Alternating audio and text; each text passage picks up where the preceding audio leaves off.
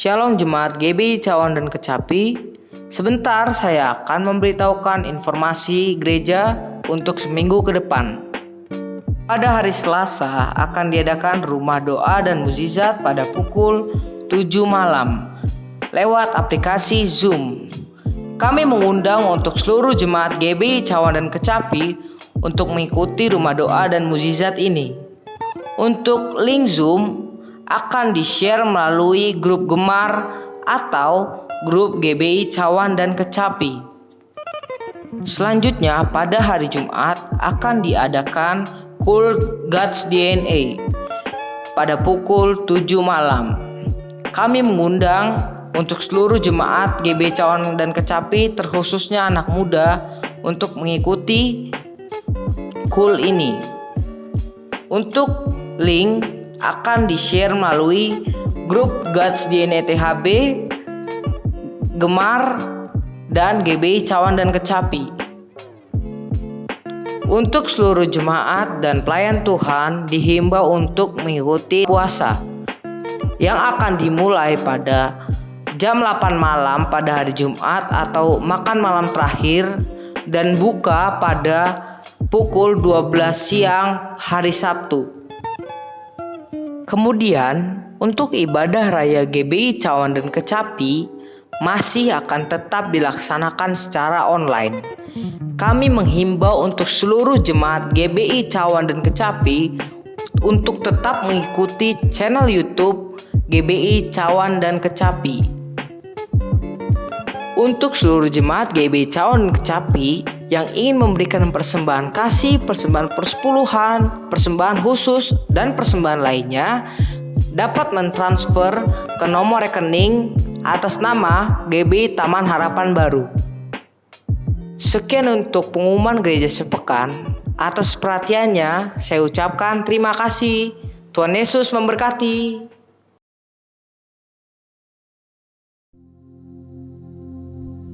Haleluya, shalom Bapak Ibu Saudara yang kasih Tuhan. Kita mengucap syukur dan berterima kasih karena kita masih dapat beribadah sekalipun online. Kita percaya kuasa Tuhan, hadirat Tuhan turun ketika kita sungguh-sungguh datang kepada Tuhan dan membawa korban persembahan kita. Mari kita siapkan hati kita. Kita berdoa. Bapa dalam surga, kami bersyukur dan berterima kasih Tuhan buat hari ini karena Tuhan memberkati kami, memberikan kami kekuatan, kesehatan. Hingga saat ini kami duduk diam di bawah kaki-Mu Tuhan. Kami datang beribadah untuk memberikan yang terbaik bagi-Mu Tuhan melalui pujian dan penyembahan kami. Kami tidak dapat membalas segala kebaikan Tuhan selain menyembah Engkau Tuhan. Terpujilah nama-Mu Tuhan. Berkati ibadah ini Tuhan dari awal pertengahan. Biarlah kuasa-Mu, mujizat-Mu terjadi bagi umat-Mu dimanapun umat-Mu berada. Terima kasih Bapa, terpujilah nama-Mu. Haleluya. Yesus, Kau sungguh baik. Terima kasih Tuhan. Terima kasih Tuhan Yesus. Yesus, Kau sungguh baik. Yesus, nama-Mu indah. Yesus, ku cinta Kau selalu. Ku tinggikan, ku agungkan selamanya.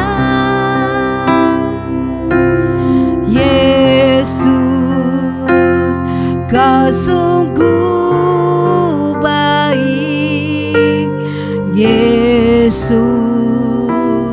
nama-Mu indah. Yesus, ku cinta Kau selalu. Ku tinggikan, ku agungkan selamanya.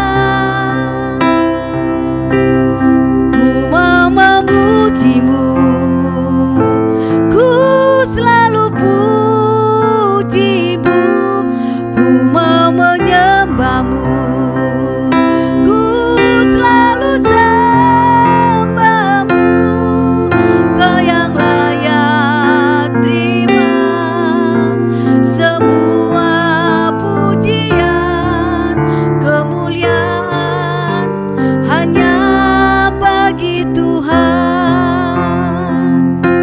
Yesus, Engkau baik. Yesus, Kau sungguh baik. Yesus, namamu indah. Yesus, ku cinta Kau selalu. Ku tinggikan, ku agungkan selamanya. Ku mau memujimu, ku selalu pujimu.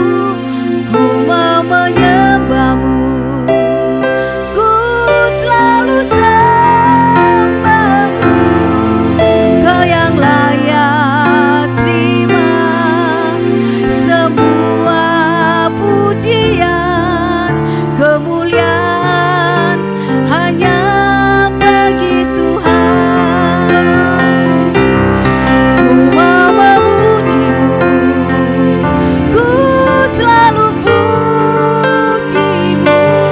Ku mau menyembahmu, ku selalu sembahmu. Kau yang layak terima semua pujian, kemuliaan hanya bagi Tuhan. Ku memujimu, ku mau memujimu, ku selalu pujimu. Ku mau menyembahmu, ku selalu sembahmu. Kau yang layak terima semua pujian, kemuliaan hanya bagi Tuhan. Kemuliaan hanya bagi Tuhan Yesus. Kemuliaan hanya bagi Tuhan. Mari kita sembah Dia, mari kita puji-puji namanya. Yesus Raja yang mulia, haleluya. Engkau baik Tuhan, Kau sangat baik Yesus. Tiada yang sepertimu ya Rabo. Inaralaba ya Rabayase. Engkau datang ke dunia sebagai Raja, Raja yang perkasa, Raja yang ajaib. Yesus Tuhan, terima kasih Bapa buat kasih setiamu Tuhan, buat anugerah-Mu besar. Haleluya. Terima kasih Yesus. Inaralabayarabayara. Terima kasih aralabalabalabaya. Terima kasih Engkau kekuatan kami Tuhan, tempat perlindungan kami, kota benteng kami. Yesus, haleluya. Rabalabalabalabaya, ya ralabalabalabayah rabasande. Kami rindu Kau Tuhan, kami rindu hadirat-Mu memenuhi kami. Yesus, haleluya. Rabalabaya rabalabalabala. Terima kasih, haleluya. Rabalabaya se, ya rabalabalabalabaya se. Tidak ada yang seperti-Mu Tuhan. Besar setiamu, melimpah kasih-Mu Yesus. kuriala bala bala bala bala bala. Yesara lama sekol dahsyat Tuhan. Engkau ajaib. Terima kasih Yesus. Dimanapun umatmu berada saat ini beribadah, biarlah kuasa hadirat-Mu Tuhan turut atas umat-Mu. Yang lemah kuatkan, yang sakit sembuhkan, yang susah hiburkan. Ya rala bala bala bala bala bala bala. Ina rala bala bala bala bala bala bala bala bala bala. Terima kasih Yesus. Terima kasih Tuhan. Kami menyembah-Mu Tuhan. Haleluya Tuhan. Orabayasa. Oyesa rabaya rabaya rabaya. Sembah dan puji Dia. Sembah dan puji Dia. Sembah dan puji Dia. Sang Raja. Sembah dan puji Dia. Sembah dan puji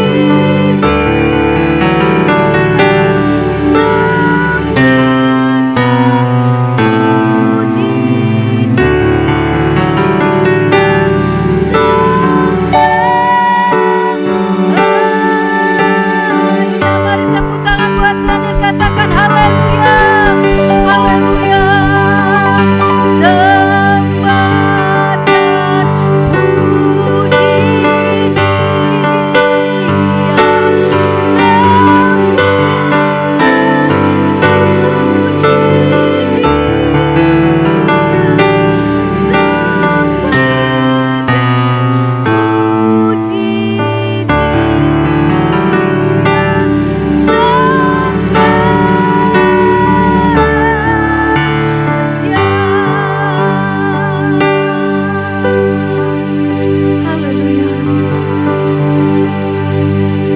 Kami sembah Engkau Tuhan sebagai Raja yang mulia.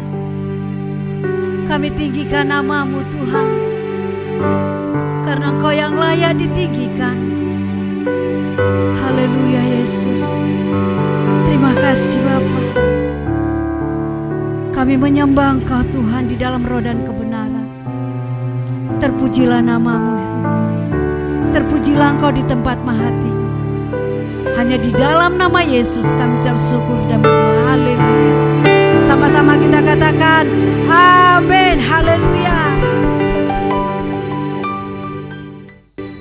Haleluya. Kita telah menyembah Tuhan, saat ini kita memuji Tuhan. Amin Bapak Ibu. Katakan haleluya. Tepuk tangan sorak-sorak. Katakan haleluya. Bersyukurlah kepada Tuhan. Haleluya.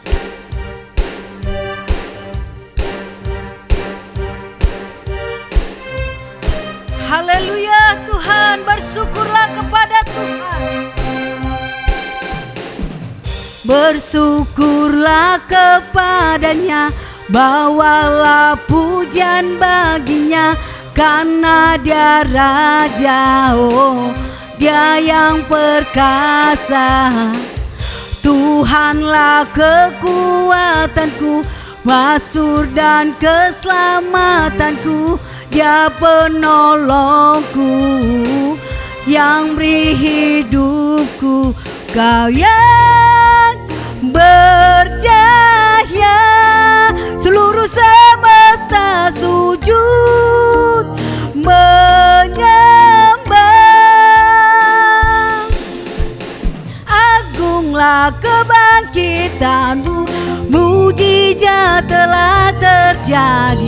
Junjung kasih anugerahmu, kekal teguh dan mulia. Mazmurlah perbuatanmu, Kau penyelamat hidupku. Kasih-Mu tiada tara, bertata ke Tuhan Rajaku. Haleluya, Engkau baik Tuhan. Haleluya. Yes. Bersyukurlah kepada Tuhan. Bersyukurlah kepadanya, bawalah pujian baginya, karena dia Raja, oh dia yang perkasa. Tuhanlah kekuatanku, mazmur dan keselamatanku, dia penolongku yang beri hidupku. Kau yang berjaya, seluruh semesta sujud menyembah. Agunglah perbuatanmu, Kau penyelamat hidupku. Kasih-Mu tiada tara, bertata Kau Tuhan Rajaku. Oh, haleluya Tuhan, kami bersyukur padamu. Oh, terima kasih Tuhan.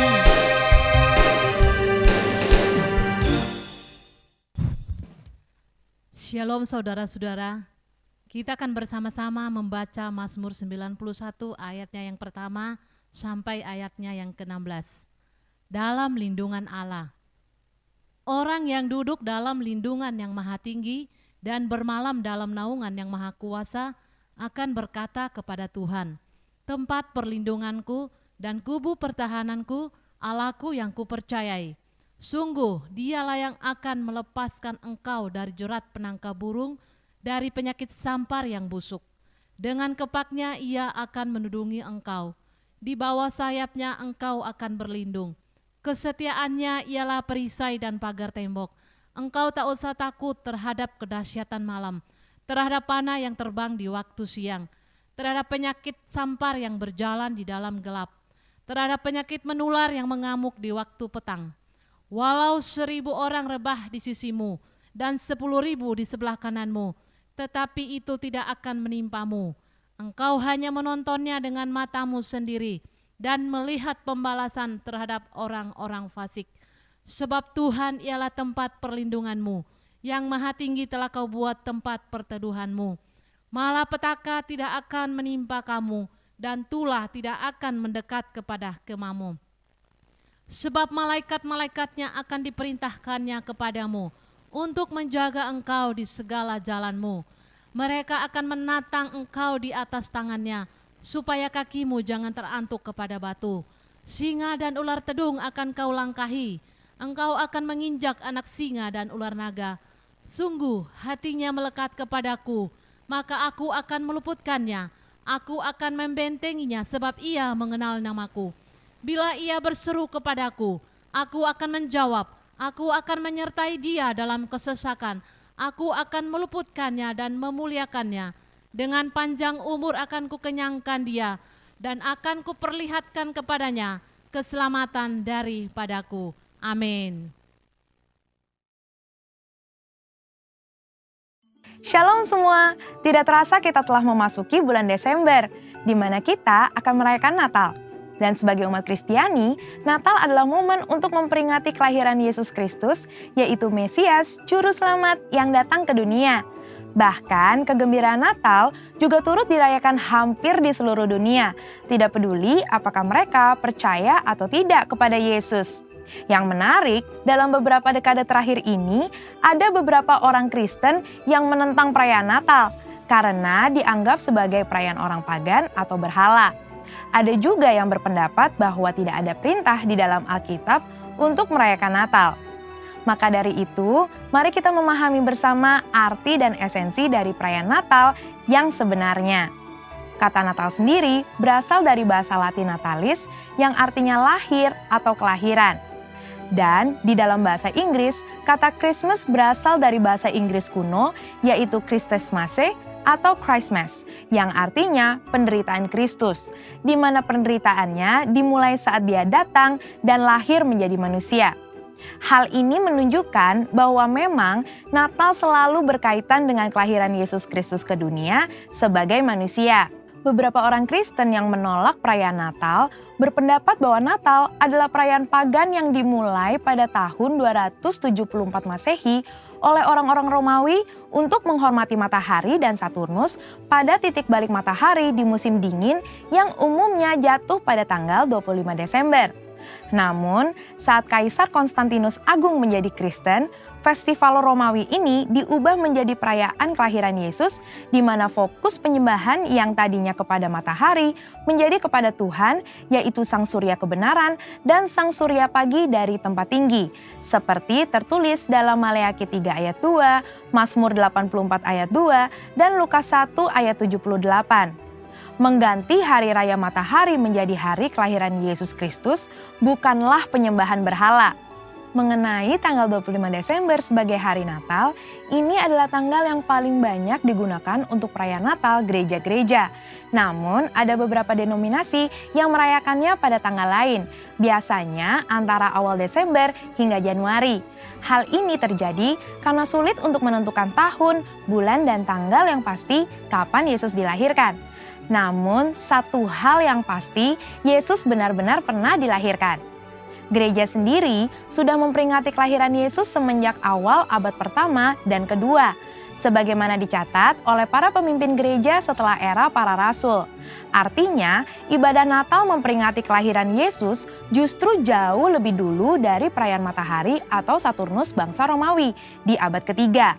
Pada tanggal 25 Desember 350 Masehi, Uskup Julius I dari Roma memutuskan untuk mengadakan ibadah Natal memperingati kelahiran Yesus dengan maksud menandingi festival matahari atau Saturnus Romawi. Ternyata lebih banyak orang yang menghadiri ibadah Natal di gereja-gereja. Semenjak itu, secara tradisi, orang Kristiani merayakan Natal pada tanggal 25 Desember. Melihat catatan-catatan para petinggi gereja tentang perayaan kelahiran Yesus, maka perayaan Natal pada 25 Desember bukanlah upaya kristenisasi dari festival matahari orang-orang non-Kristen. Malah mungkin sebaliknya, festival matahari adalah upaya romanisasi hari Natal. Selain itu, pendapat bahwa tidak ada perintah di dalam Alkitab untuk merayakan Natal adalah pendapat yang tidak tepat. Karena secara esensial, justru merayakan Natal adalah hal yang alkitabiah. Merayakan dan menceritakan kelahiran Yesus hingga kenaikannya harus dilakukan gereja untuk memuridkan jemaat dan memberitakan Injil Kristus, yang artinya kita sedang memberitakan firman Allah, memuliakan dan melaksanakan misi Allah. Menurut Lukas pasal 1 dan 2, ada 7 fokus Natal yang harus kita pahami. Yang pertama adalah pada kekudusan dan ketaatan, bahwa Tuhan memberikan perkenanan kepada mereka yang hidupnya benar dan tak bercacat di hadapannya. Fokus kedua adalah pada Roh Kudus, di mana urapan dan pencurahan Roh Kuduslah yang memungkinkan umat Tuhan menerima dan melakukan perbuatan baik, besar, dan ajaib.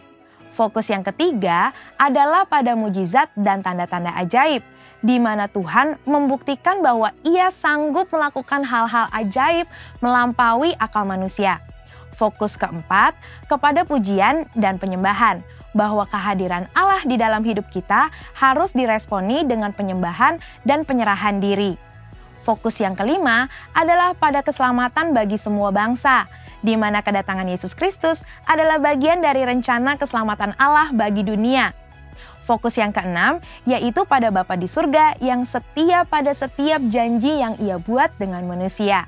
Dan yang ketujuh, fokus kepada Kristus, bahwa fakta Tuhan hadir dalam hidup kita adalah hal yang terindah karena Tuhan tidak meninggalkan kita, ada di antara kita, dan senantiasa hadir di dalam hidup kita. Merayakan Natal di tengah pandemi COVID-19 juga pastinya akan terasa sangat berbeda. Namun ketika kita betul-betul memahami 7 fokus yang terdapat di dalam Lukas 1 dan 2, kita akan mengerti esensi Natal yang sebenarnya, yaitu merayakan Natal dengan kesederhanaan seperti yang dicontohkan Yesus pada saat Ia lahir. Bahkan Alkitab menentang perayaan Natal yang berlebihan. dan mengingatkan kita untuk terus berbagi seperti Kristus yang telah membagi hidupnya dengan kita. Percayalah bahwa terang Kristus tetap ada di dalam hidup kita, sehingga kita dapat menjalani kehidupan bersamanya. Biarlah sukacita Natal dapat kita peroleh saat kita merayakan Kristus dan kehadirannya, bahkan di tengah pandemi ini. Mari kita tetap merayakan lahirnya Yesus, Sang Mesias. Saudara, untuk penjelasan lebih lanjutnya dari tim teologi kami mengenai perayaan Natal, ornamen Natal, dan lain sebagainya, jangan lupa buka link yang ada di atas atau scan barcode yang tersedia. Selamat Hari Natal, Tuhan Yesus memberkati. Haleluya. Mari kita siapkan hati kita masuk dalam firman Tuhan. Firman Tuhan yang menguatkan kita, firman Tuhan yang mengubahkan hidup kita. Mari Bapak Ibu, buka hati kita biar masuk ke dalam tanah yang subur. Haleluya. Tuhanlah kekuatan dan pengharapan kita. Amin. Tuhan, Kaulah pengharapanku. Ku percaya hanya kepadamu, Yesus. Kaulah perlindunganku, Engkau yang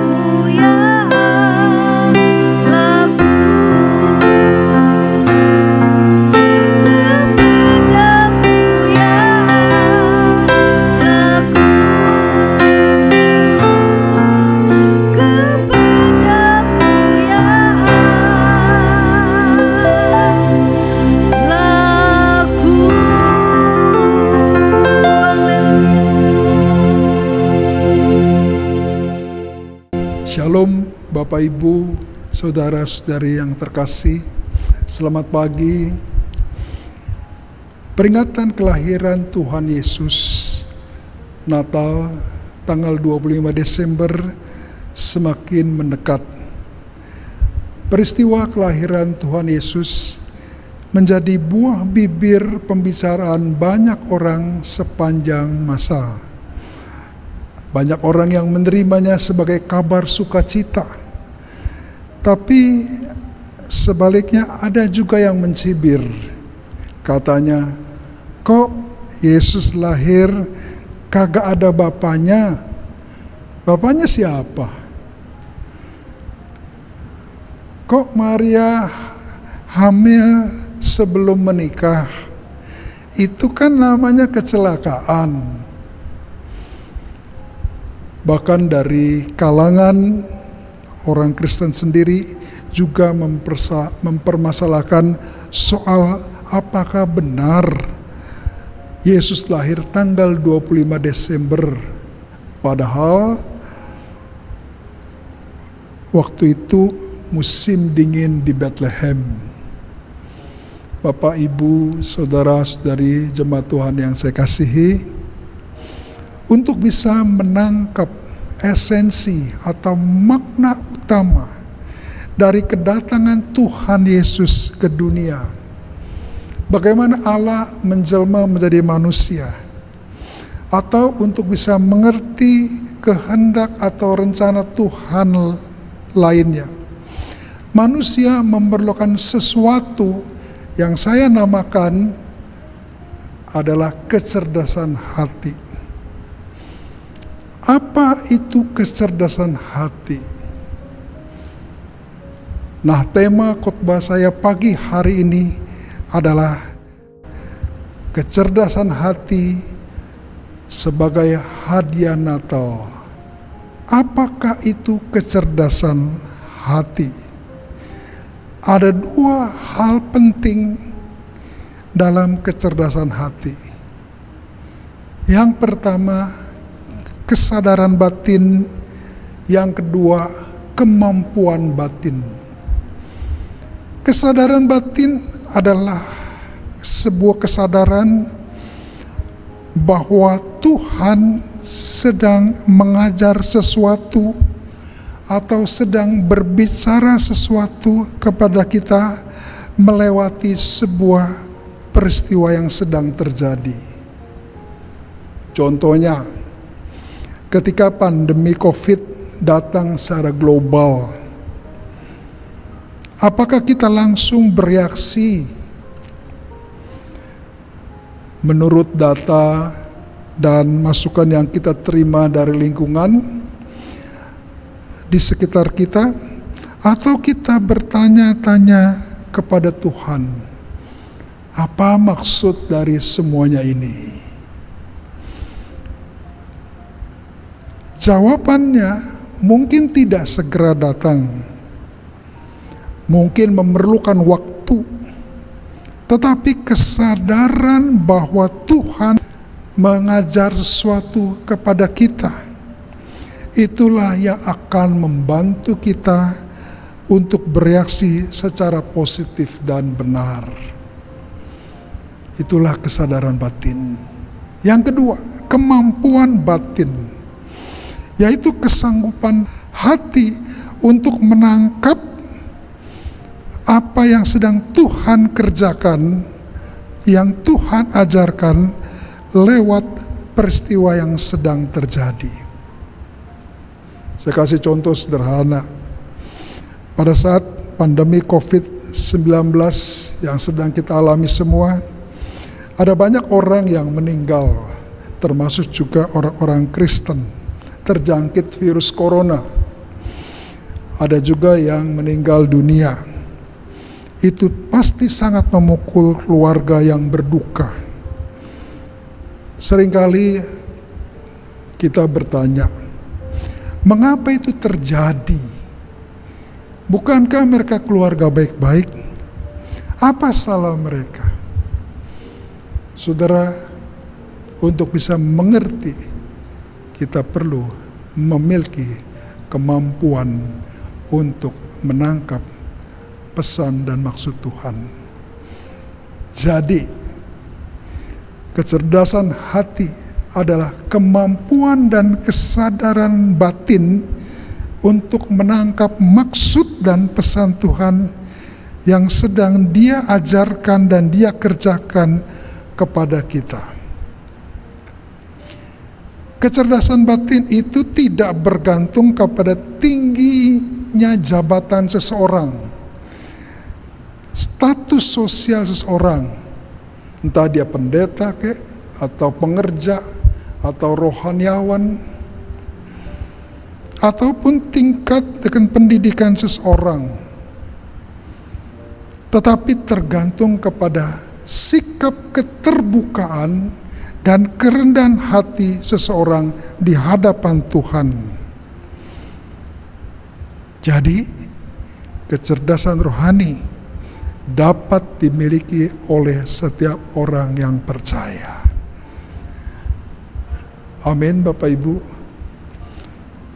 Bapak Ibu yang dikasihi Tuhan, pagi hari ini saya ajak kita melihat perikop dari Injil Lukas 1 ayat 30 sampai 35. Demikian bunyinya, kata malaikat itu kepadanya, jangan takut hai Maria, sebab engkau akan beroleh kasih karunia di hadapan Tuhan.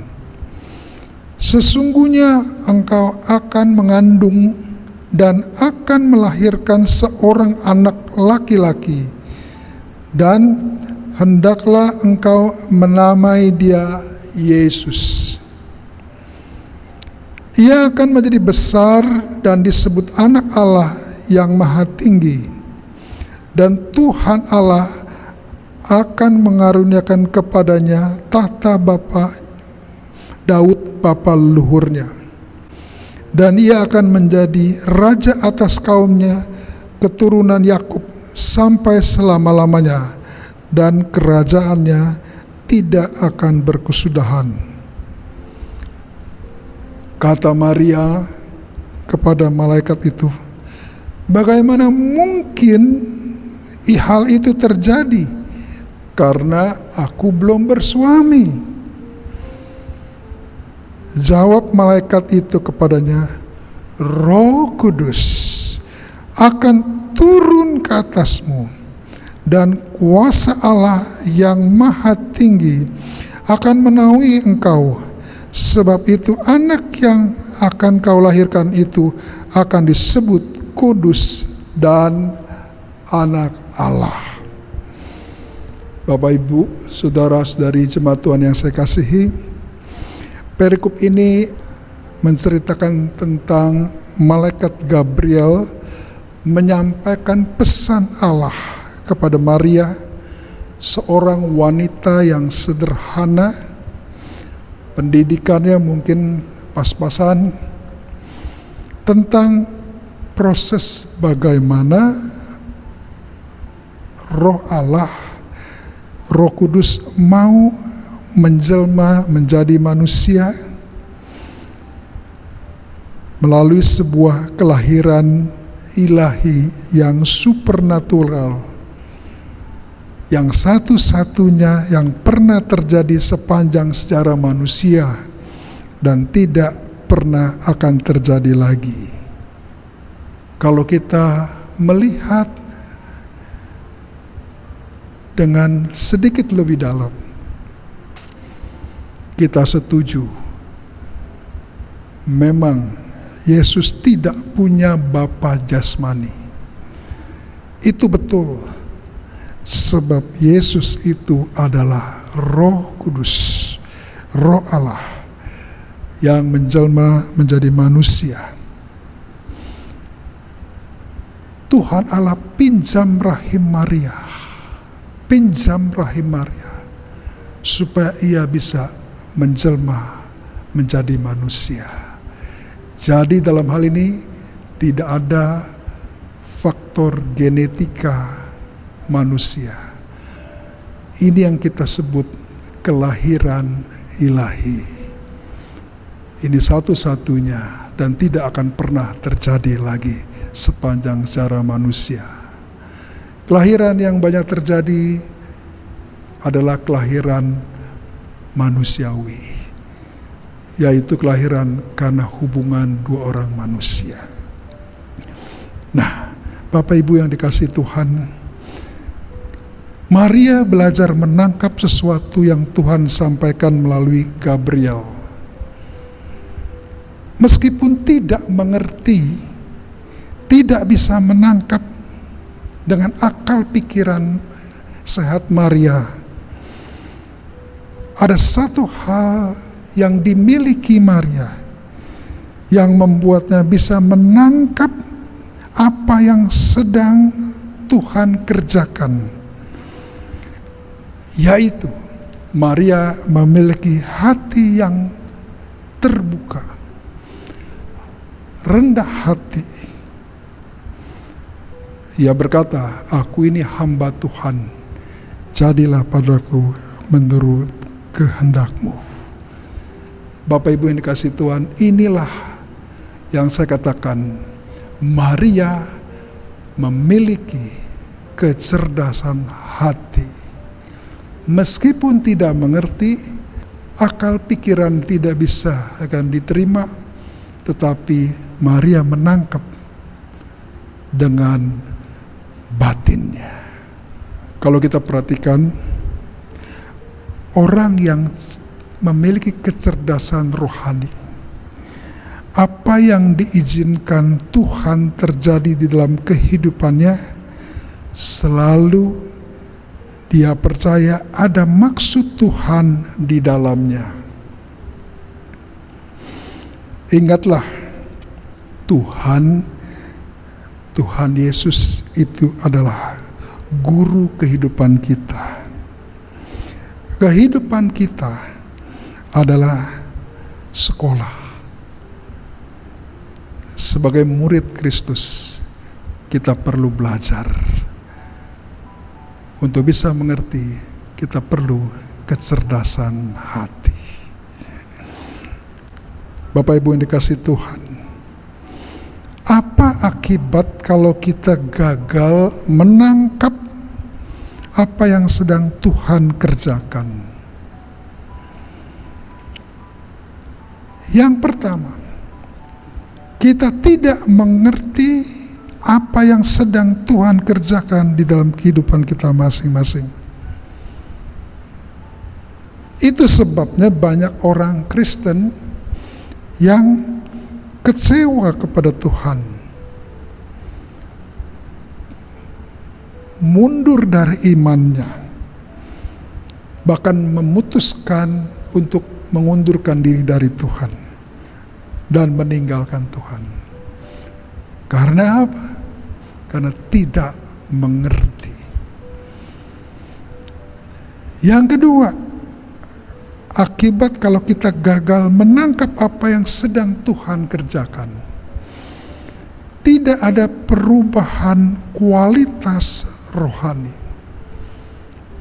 Yang ketiga, tidak ada peningkatan level rohani. Ujian dan pencobaan melalui kehidupan yang terjadi seringkali dipakai Tuhan merupakan alat yang paling tepat untuk membawa seseorang naik tingkat atau naik level. Tanpa ujian, seseorang tidak mungkin naik tingkat. Kecerdasan rohani, kecerdasan hati membuat orang Kristen sanggup menerima apa yang sedang Tuhan kerjakan dan rela menerima tuntunan yang Tuhan sediakan. Karena apa? Karena dia tahu apa yang Tuhan kerjakan pada akhirnya mendatangkan kebaikan buat dirinya. Akibat dari kegagalan yang keempat, karena tidak gagal mengerti gagal menangkap apa yang sedang Tuhan kerjakan. Karena tidak lulus ujian, tidak naik tingkat, biasanya peristiwa yang serupa akan dialami berulang-ulang. Dia jatuh di tempat yang sama, di masalah yang sama, berulang-ulang. Dan yang kelima,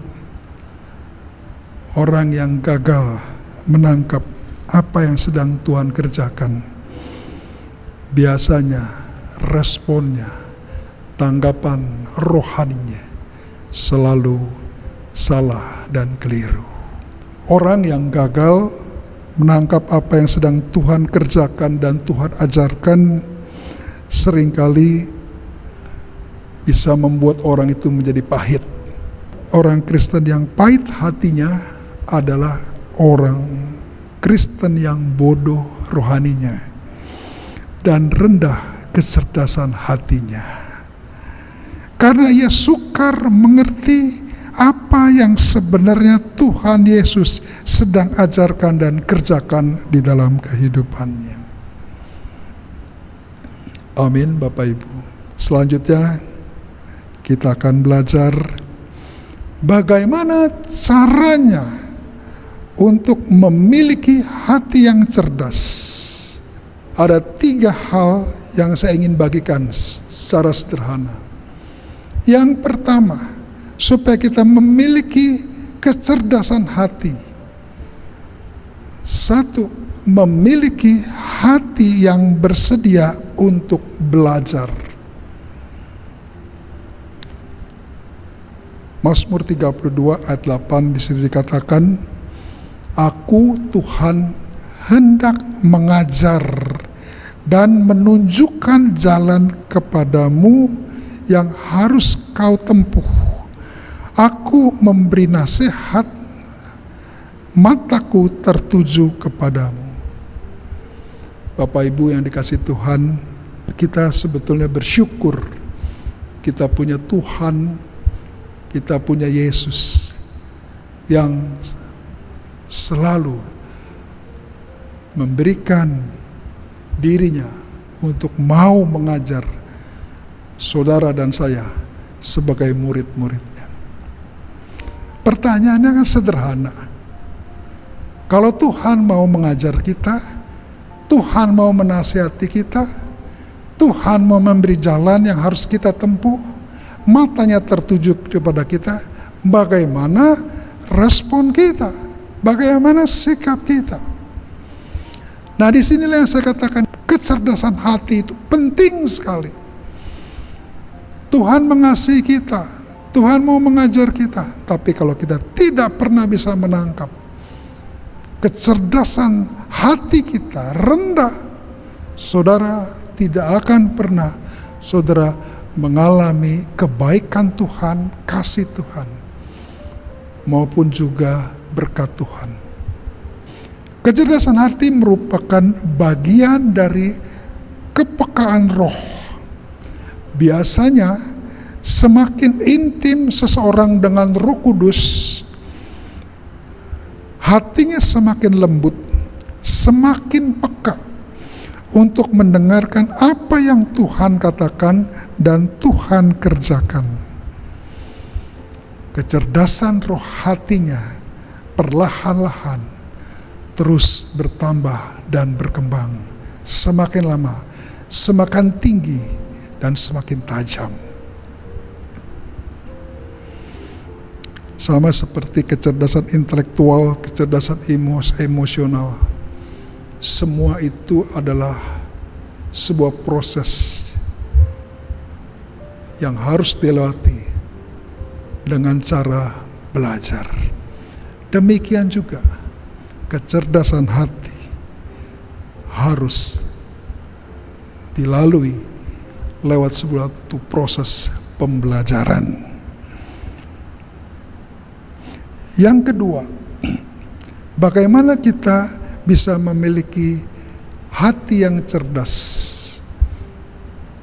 Yang kedua, memiliki hati yang murni. Bapak Ibu yang dikasihi, saudara-saudara jemaat Tuhan yang saya kasihi, untuk dapat mengerti dan melihat hal-hal rohani, perkara-perkara ilahi secara jelas, dibutuhkan hati yang murni, hati yang dijaga kebersihannya. Itu sebabnya Rasul Paulus berkata di dalam Kisah Para Rasul 24 ayat 16, sebab itu aku senantiasa berusaha untuk hidup dengan hati yang murni di hadapan Allah dan di hadapan manusia. Hati yang murni. Di dalam Mazmur 24 ayat 3 dan 4, di situ Daud berkata, siapakah yang boleh naik ke gunung Tuhan, yang boleh berdiri di tempatnya yang kudus? Orang yang bersih tangannya dan murni hatinya, yang tidak menyerahkan dirinya kepada penipuan, yang tidak bersumpah palsu. Sekali lagi Daud berkata, siapakah yang boleh naik ke gunung kudusnya Tuhan? Orang yang hatinya murni. Saudara, kemurnian hati itu penting. Kita sebagai orang Kristen, Tuhan mau kita jaga hati kita. Itu sebabnya ada ayat berkata, jagalah hatimu dengan segala kewaspadaan, sebab dari situlah terpancar seluruh kehidupan kita. Yang ketiga, bagaimana caranya kita memiliki hati yang cerdas? Kita perlu minta Roh Kudus untuk mengajar kita. Hari-hari ini di era gelombang Pentakosta yang ketiga, Tuhan berjanji Dia akan mencurahkan Roh Kudus, mencurahkan Roh Kudus kepada semua orang, yang terakhir dan yang terbesar sebelum Tuhan Yesus datang. Artinya kita sekarang hidup di era Roh Kudus. Bapak Ibu yang dikasihi Tuhan, ayo saya ajak kita semua doa sama Tuhan, minta Roh Kudus. Di dalam Efesus 1 ayat 17 dan 19,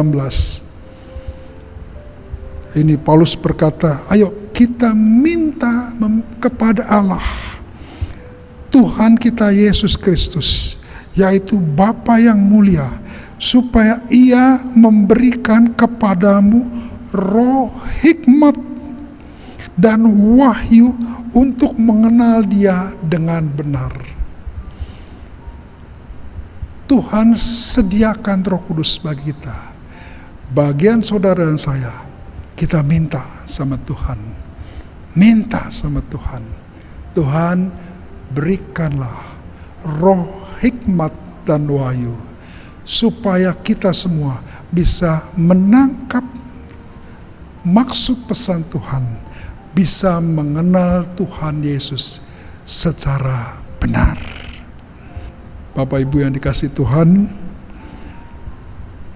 sebelum saya menutup pesan firman Tuhan pagi hari ini, sesuai dengan tema kecerdasan hati sebagai hadiah Natal tahun ini bagi saudara dan saya, ada dua pesan yang saya ingin bagikan kepada saudara. Yang pertama, jangan membuang-buang waktu untuk belajar dalam sekolah kehidupan bersama-sama dengan Tuhan Yesus. Jangan buang waktu untuk belajar dalam sekolah kehidupan bersama-sama dengan Tuhan Yesus. Manfaatkan waktu. Kedatangan Tuhan sudah sangat singkat. Waktu yang tersisa adalah waktu untuk persiapan. Persiapan kita menantikan kedatangan Tuhan Yesus. Gagal mengerti berarti gagal naik tingkat, naik level. Pesan yang kedua, Bapak Ibu yang dikasihi Tuhan, lamanya seseorang mengalami proses di dalam kehidupannya ditentukan oleh tingkat kecerdasan hatinya. Semakin berkembang tingkat kecerdasan hatinya, semakin peka kecerdasan hatinya, semakin mudah orang percaya, murid Kristus untuk mengerti apa yang Tuhan kehendaki di zaman sekarang, di hari-hari menjelang kedatangan Tuhan Yesus. Tapi sebaliknya, orang-orang yang memiliki kecerdasan hati yang rendah, saudara, apapun yang terjadi bagi dia tidak akan pernah bisa mengerti. Jemaat Tuhan yang dikasihi Tuhan, mari saya ajak kita semua, Bapak Ibu yang ada di rumah, pagi hari ini, bagi Bapak Ibu yang mau berkata, Tuhan, pagi hari ini, biarlah sebagai hadiah Natal yang terbesar di era pandemi COVID ini, peringatan Natal yang spesial, tidak seperti biasanya. Biarlah saudara dan saya, kita berkata sama Tuhan, Tuhan, aku rindu minta roh hikmat dan wahyu dari Roh Kudus, supaya kemampuan dan kesadaran batinmu untuk menangkap apa yang sedang Tuhan kerjakan, untuk mengerti apa yang Tuhan ajarkan, berkembang di dalam kehidupan saya dan saudara. Mari kita tundukkan kepala. Ya Bapa, Engkau melihat setiap jemaat Tuhan yang mendengarkan firman ini. Kami berdoa Tuhan, adalah kerinduan yang paling besar dari seorang murid Kristus adalah mengenal Yesus sebagai Tuhan secara pribadi, mengalami kehadiran Tuhan, mengalami penyertaan Tuhan, Immanuel, Tuhan beserta dengan kita di dalam kehidupan kita setiap hari, khususnya di masa-masa yang sulit ini. Biar lewat kecerdasan rohani kami terus semakin bertumbuh, boleh mengerti apa yang Tuhan kehendaki di dalam kehidupan ini. Sebab Tuhan berkata, bukan orang yang berseru-seru Tuhan, Tuhan yang masuk di dalam kerajaan surga, tetapi dia yang melakukan kehendak Bapa-Ku. Ya Tuhan, ajar kami supaya kami memiliki kecerdasan hati untuk bisa mengerti dan melakukan kehendak Bapa di surga. Dalam nama Yesus kami sudah berdoa dan mengucap syukur. Yang percaya kita sama-sama katakan amin.